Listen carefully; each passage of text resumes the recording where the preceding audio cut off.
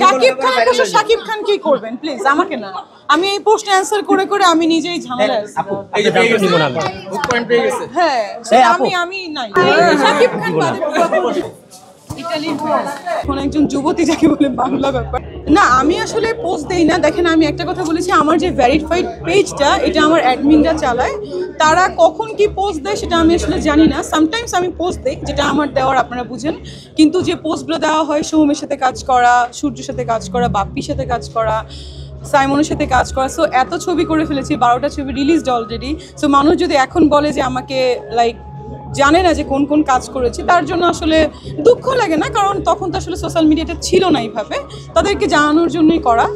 আর একটা ব্যাপার যে তখন অনেক ছোট ছিলাম, এসএসসি পাস করে মিডিয়াতে এসেছি, অনেক ছোট টিনেজার। এখন অবশ্যই দেখতে চেঞ্জ লাগবে, এখন একজন যুবতী যাকে বলে বাংলা ব্যাপার। সো চেঞ্জ হবে চেহারা, এই জন্য হয়তো বা মানুষ একটু মানে কি বলে রিকগনাইজ করতে পারে না যে আমি সে।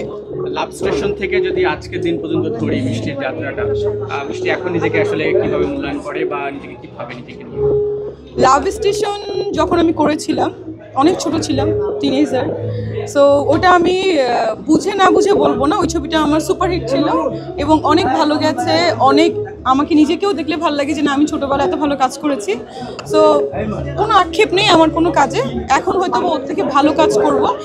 এক একটা এজে মানুষের এক একটা লাইক কি বলে ম্যাচুরিটি আসে, এক একটা ডেভেলপমেন্ট হয়। সো ওই এজে আমার যতটুকু ম্যাচুরিটি ছিল অতটুকুতেই করেছি, এখনের এজে যা আসবে তাই করবো। ওকে,